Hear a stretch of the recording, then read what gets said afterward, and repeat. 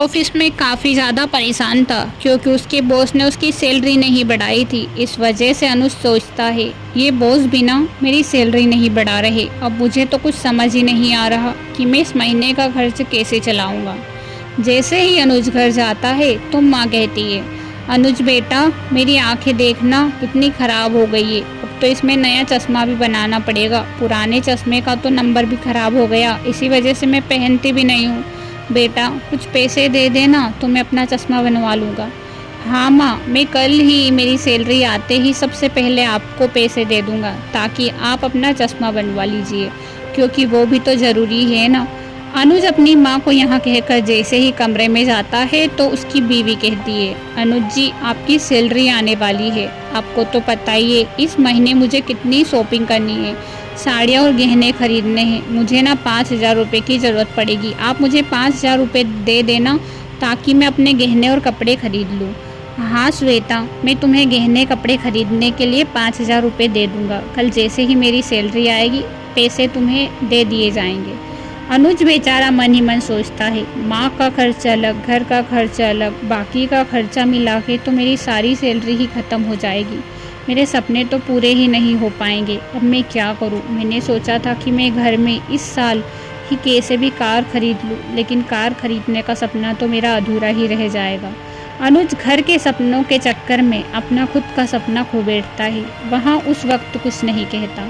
दूसरे दिन जैसे ही ऑफिस जाता है तब अनुज की माँ, बेटा अनुज ऑफिस जा रहा है तो आते वक्त मेरी गोलियां ले आना, मेरी दवाइयाँ ख़त्म हो गई है ना, तो अब देखना मुझे चक्कर आने लगे हैं। ठीक है माँ, आते वक्त आपकी दवाइयाँ ले आऊँगा। तभी उसकी पत्नी आवाज़ लगाती है, अनुज जी आते वक्त किराने का सामान भी ले आना, सारा राशन का सामान ख़त्म हो गया है। मैं आपको लिस्ट बनाकर व्हाट्सएप पर कर दूँगी और आप आते वक्त ले आना। ठीक है श्वेता, ले आऊँगा। अनुज फिर घर से चला जाता है। जैसे ही अनुज को सैलरी मिलती है, आधी सैलरी तो उसकी किराने में ख़त्म हो जाती है, आधी माँ की दवाइयों में। अनुज खड़ा खड़ा सोच रहा था, हे भगवान मेरी सैलरी सिर्फ 30,000 आई है, उसमें से 2,000 की माँ की गोलियाँ, बाकी के 8,000 का किराने का सामान। अब मुझे तो समझ नहीं आ रहा, 5,000 श्वेता को दूंगा और बाकी माँ के चश्मे में। मतलब कि सिर्फ घर खर्च में इस महीने 10,000 रुपये ही बचेंगे और वो भी पता नहीं कब खर्च हो जाए, मुझे तो पता भी नहीं। अब जैसे ही अनुज घर जाता है तभी बेटा और उसकी सास दोनों ही बातें कर रही थी। माँ जी आपको पता है इस महीने मेरी बहन की शादी आने वाली है। आपको तो पता ही है बहन की शादियों में कितना खर्च होता है। और हाँ, मैं इस महीने ना मेरी बहन की शादी में खूब शॉपिंग करूँगी, नए नए कपड़े खरीदूँगी और उसको भी तो साड़ी दिलानी पड़ेगी ना अच्छी खासी।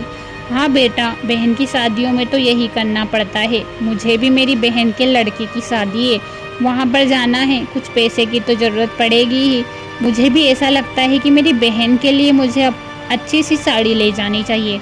हाँ माँ जी, ले जाना। वैसे भी उनके यहाँ पर कितने दिनों बाद शादी आई है, आपको उनको नेक देना तो बनता ही है ना। हाँ बेटा, मैंने उसे कपड़े किए हुए भी कितना दिन हो गए हैं। जब भी यहाँ आती है तो बेचारी खाली हाथ ही चले जाती है, लेकिन शादी में तो मैं उसे अच्छे कपड़े दिला कर रहूँगी। हाँ माँ जी, मैं भी अपनी बहन को ना इस समय तो अच्छी साड़ी दिलाऊंगी, क्योंकि आपको पता है जब से मेरी शादी हुई है ना, उसे भी मैंने कपड़े दिलाए ही नहीं हैं। मुझे लगता है कि अनुज जी की सैलरी कम है, लेकिन अनुज जी की सैलरी की वजह से कब तक मैं अपने सपने ऐसे ही करूँ। हाँ बेटा, अब क्या कर सकते हैं, वो अकेला करने वाला और हम सबका खर्चा, बेचारा वो भी क्या कर सकता है। हाँ माँ जी, वो तो है, लेकिन हम भी कहाँ कहाँ मुँह छिपाएं, सब जगह करना तो पड़ता ही है ना। हाँ बेटा, वो बात भी है, वरना हमारे घर की ही इज्जत कम होती है। यहाँ सारे बातें अनुज सुन रहा था। अनुज के हाथ में जो 10,000 रुपये थे, वहाँ भी उसे समझ आ गए थे कि कहाँ खर्च होने वाले हैं। अनुज जैसे ही अपनी माँ के पास आता है, माँ देखिए ना, मेरे बॉस ने इस महीने सैलरी भी नहीं बढ़ाई। 30,000 रुपये में से 20,000 तो खर्च हो ही गए, बाकी के 10,000 बचे हैं, वो भी मुझे दिख ही गए कि खर्च होने ही वाले हैं। अरे बेटा, ऐसे कैसे दिख गए, क्या हो गया है तुझे, ऐसी बातें क्यों कर रहा है। माँ अब क्या बताऊँ, आपको तो पता ही है घर में इतना खर्च होता है, मैं अकेला कमाने वाला हूँ। मुझे तो समझ ही नहीं आ रहा कि मैं अब क्या करूं। मुझसे तो नहीं हो रहा। दिन भर काम में लगा रहता हूं, उसके बावजूद भी मैं घर का खर्च सही से नहीं चला पा रहा हूं। मैं शर्मिंदा महसूस कर रहा हूं। मेरी वजह से आप लोगों को कितनी तकलीफ़ होती है। आप हर जगह मुँह छिपाते हो ताकि मुझसे पैसे ना ले सकूं, लेकिन मैं कब तक ऐसे ही मुँह छिपाऊंगा माँ? मुझे शर्म सी आने लगी है। बेटा, तू ऐसी बातें क्यों करता है? हमको शर्मिंदा क्यों करता है? हम तेरे ही तो हैं ना। तुझे चिंता करने की कोई ज़रूरत नहीं है। अगर तेरे पास कोई खर्च नहीं है तो तू इस महीने मेरा चश्मा रहने दे। मुझे ज़रूरत नहीं। महीने चश्मा ना पहनूंगी तो उसमें कौन सी बड़ी बात हो जाएगी बेटा। लेकिन माँ, आपकी आंखें देखिए ना कैसी हो गई है। आपकी आंखों के लिए चश्मा तो चाहिए ना। आप मेरे चक्कर में अपनी आंखों को ख़राब मत कीजिए। इस महीने में आपका चश्मा बनवा कर ही रहूँगा। नहीं बेटा, तू रहने दे। मैं इस महीने चश्मा नहीं लूँगी तो नहीं लूँगी। अब क्या था, अनुज जिद करता है लेकिन उसकी माँ नहीं सुनती। अनुज जैसे ही कमरे में जाता है तो अपनी बीवी से कहता है, तुम्हें जो भी शॉपिंग करनी है कर लेना, सैलरी आ गई है। वैसे भी मुझे लगता है कि मेरे चक्कर में तुम लोगों को अपने सपने नहीं गंवाने चाहिए। नहीं अनुज जी, वो क्या है ना, मुझे जो कपड़े पसंद आए थे ना, वो कपड़े मुझे अब नहीं लेने। मुझे वैसे भी अनु की शादी में जाना ही नहीं है। घर पर कितना काम होता है, माँ जी भी अकेली रहती है, इसीलिए मैं वहाँ पर नहीं जाऊँगी।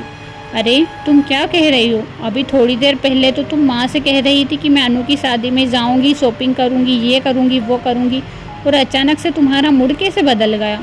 ऐसा कैसे हो सकता है? अभी थोड़ी देर पहले क्या कह रही थी और अब क्या कह रही हो? मुझसे नाराज़ हो क्या? ऐसी कोई बात नहीं है अनुज जी। वो क्या है ना, मैंने आपकी और माँ जी की बातें सुन ली थी। माँ जी ना आपसे कह रही थी कि मेरा चश्मा रहने देना, और वैसे भी आपकी सैलरी इतनी कम है तो उसमें मैं नहीं चाहती कि मैं भी आपके ऊपर बोझ बनूं। आपको तो पता ही है ना कि घर की स्थिति कैसी है आजकल। किराने का सामान भी मुश्किल से आ रहा है, तो मैं नहीं चाहती कि आपके ऊपर घर की इतनी जिम्मेदारियों के साथ साथ मेरी इतनी बड़ी जिम्मेदारी भी है। अरे पगली, तू ऐसी बातें क्यों करती है? तू मेरी पत्नी है और माँ भी मेरी अपनी माँ है। तुम दोनों मेरे बारे में इतना सोचती हो तो क्या तुम दोनों के बारे में मैं अपने सपने नहीं छोड़ सकता? मुझे पता है कि मेरा सपना था कि मैं कार खरीदूँगा, लेकिन ज़रूरी है क्या? जब ये सारे खर्च खत्म हो जाएंगे तो एक ना एक दिन हम कार भी ले लेंगे। तुम चिंता क्यों करती हो? वैसे भी अगर हम सब इकट्ठा करेंगे ना पैसे तो फिर एक दिन कार भी आ जाएगी। लेकिन उनके चक्कर में तुम दोनों अपने सपने क्यों छोड़ रही हो? वैसे भी माँ की तो ज़रूरत है चश्मा, और तुम्हारी भी ज़रूरत है कि तुम कपड़े गहने खरीदो। अनु की शादी क्या बार बार आएगी क्या? अनु क्या सोचेगी तुम्हारे बारे में अगर तुम उसकी शादी में नहीं जाओगी तो? मुझे लगता है कि तुम्हें मुझे भी अनु की शादी में जाना चाहिए। उसके लिए भले ही मैं लोगों से उधार ही क्यों ना ले लूँ। आखिर मेरी साली की शादी है और वो भी पहली बार है, तो मुझे जाना तो होगा ही ना। यहाँ बात सुनकर श्वेता खुश हो जाती है। श्वेता कहती है, आप कितने समझदार हो। इतनी कम सैलरी होते हुए भी घर खर्च इतने अच्छे से चलाते हो, मैनेज करते हो, हम सब का सपना पूरा करते हो। और एक हम हैं कि आपको खर्च पे खर्च बताते ही जाते हैं। पगली, ये तो हमारा फ़र्ज़ है। घर के लोगों का यही तो फ़र्ज़ होता है, एक दूसरे को समझना। जिस तरह तुम मुझे समझती हो, मेरा भी तो फ़र्ज़ बनता है कि मैं तुम लोगों को समझूं। मुझे तुम दोनों प्यारी हो, माँ भी प्यारी है और तुम भी प्यारी हो, और मुझे नहीं लगता कि मैं कोई गलत कर रहा हूँ या तुम भी मुझसे कुछ कहती हो तो गलत कर रही हो, क्योंकि तुम्हारा खर्च मैं नहीं उठाऊँगा तो कौन उठाएगा? तुम दोनों मुझसे कितना प्यार करती हो, यही मेरे लिए बहुत है।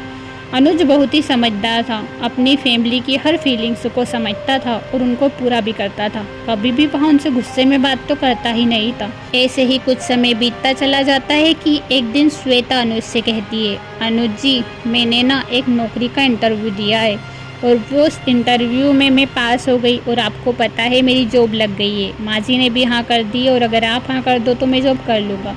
लेकिन श्वेता, तुम्हें तो पता ही है ना कि घर पर कोई भी नहीं रहता, माँ अकेली रहती है, और वैसे भी तुम काम करोगी और घर का काम इतना संभालना मुश्किल हो जाएगा तुम्हारे लिए। आप कैसी बातें करते हो जी? आपके लिए मैं इतना भी नहीं कर सकती क्या? इतने सालों से आप मेरा इतना जिम्मा उठा रही हो, तो अब मैं ये नहीं कर सकती क्या? मैं जॉब करूँगी, घर खर्च चलाने के लिए अगर मैं आपका साथ नहीं दूँगी तो कौन देगा? श्वेता अपने पति को जैसे तैसे मना लेती है। यहाँ देखकर सास भी खुश हो जाती है। फिर श्वेता भी नौकरी पर जाने लगती है। इस तरह उनका खर्च अच्छे से चलने लगता है। फिर उनको किसी बात की कमी महसूस नहीं होती और तीनों खुशी खुशी अपनी ज़िंदगी व्यतीत करने लगते हैं।